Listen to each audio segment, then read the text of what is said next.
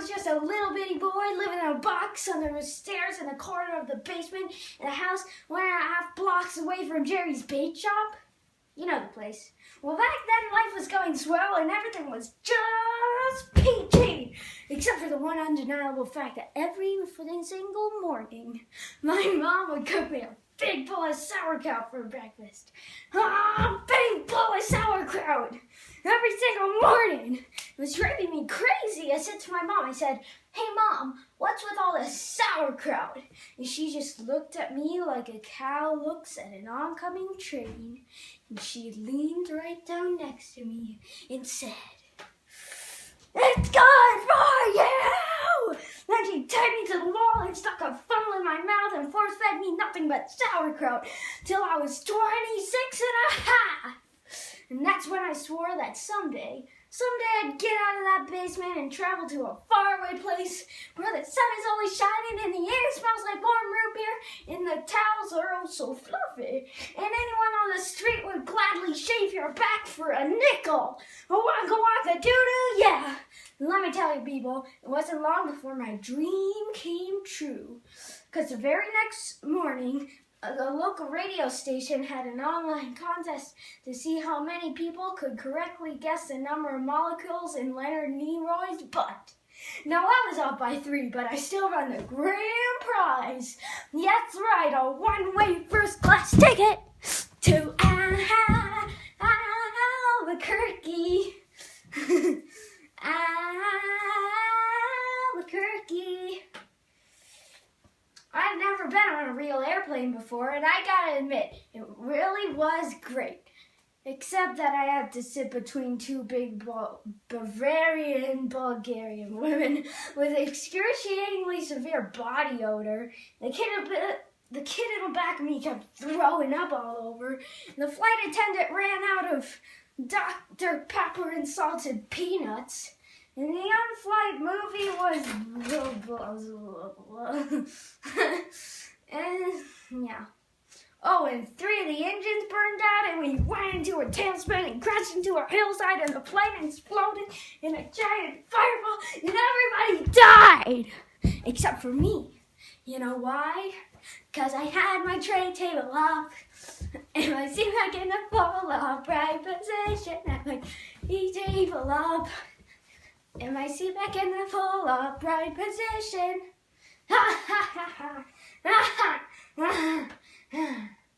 So I crawled through that burning, twisted wreckage. I crawled on my hands and knees for 3 full days, dragging along my big leather suitcase and my garment bag and my tennis saxophone and my 12-pound bowling ball and my lucky autograph glow-in-the-dark snorkel.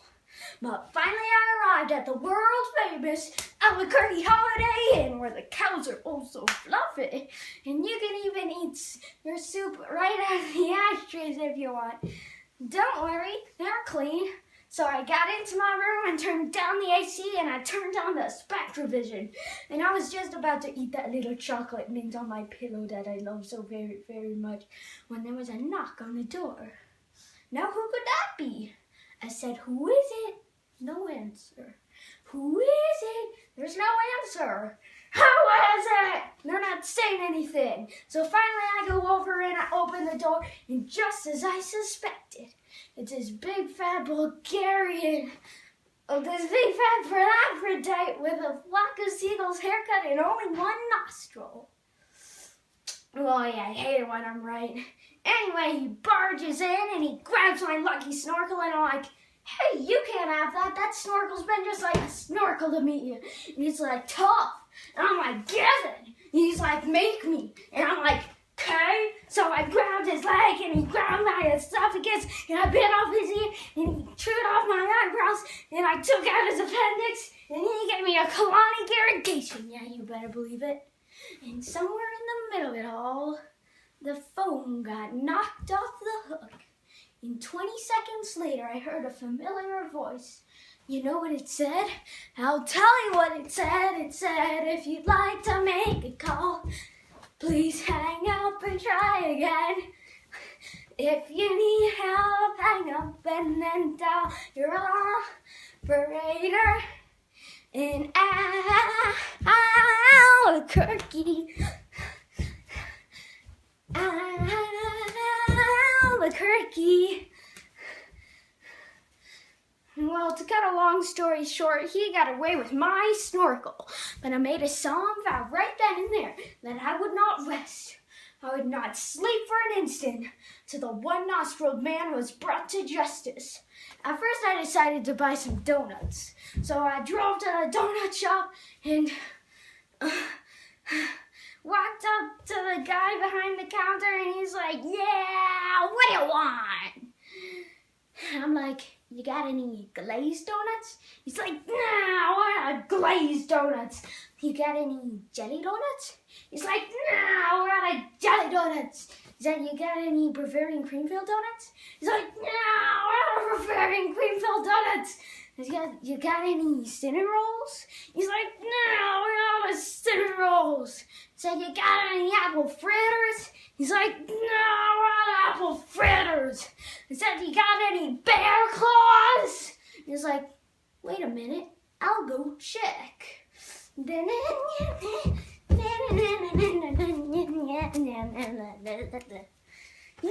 we're out of bear claws." And I said, in that case, what do you have?" He's like, "All I've got right now is this big box of 1 dozen starving crazed weasels." And I said, "Okay, I'll take that." So he hands me the box and I open up the lid and the weasels immediately jump out and latch onto my face and start biting me all over. And they were just going nuts. They were tearing me apart. I think it was just about that time when a little ditty started going through my head. I think it went a little like this. "Ah, get him off me! Get him off me! Ah, God! Ah!" I ran out into the street with these flesh-eating weasels all over my face, screaming and waving my arms all over and just running like a constipated wiener dog. And as luck would have it, that's exactly when I ran into the girl of my dreams. Her name was Zelda. She was a calligraphy enthusiast with a slight overbite and hair the color of strange peaches.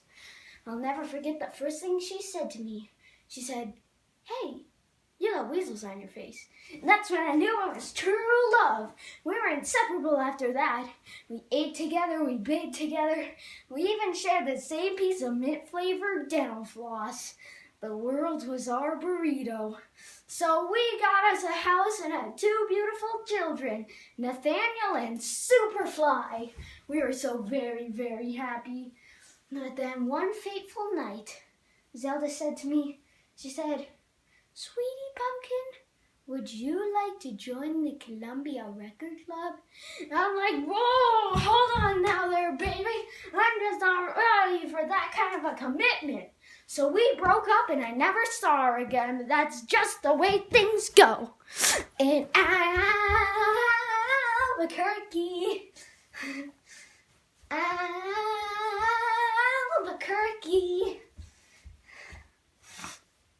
Well, after that, life really started looking up to me because about a week later, I achieved my lifelong dream.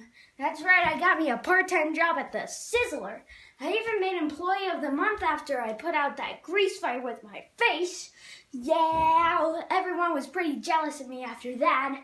I was getting a lot of attitude. Like one time, I was out in my parking lot trying to clean out my access earwax with a golf pencil, and I see this guy Marty trying to carry this big old sofa up the stairs all by himself. So I go over and say, "Hey, need a little help with that?"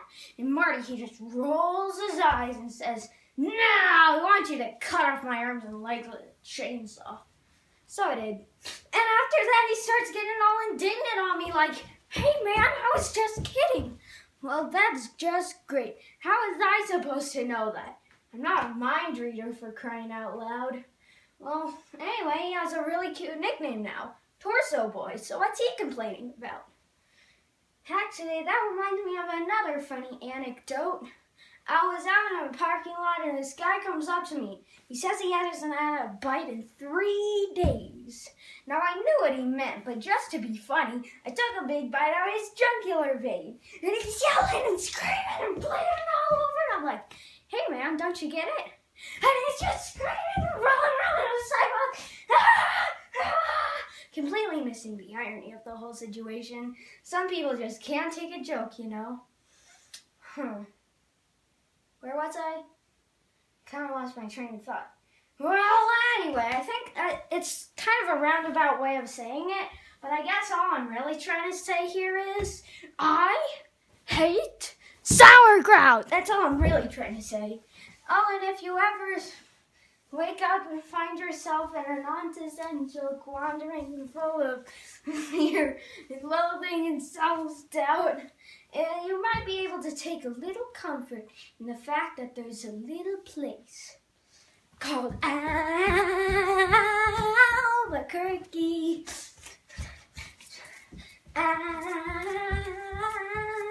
Albuquerque.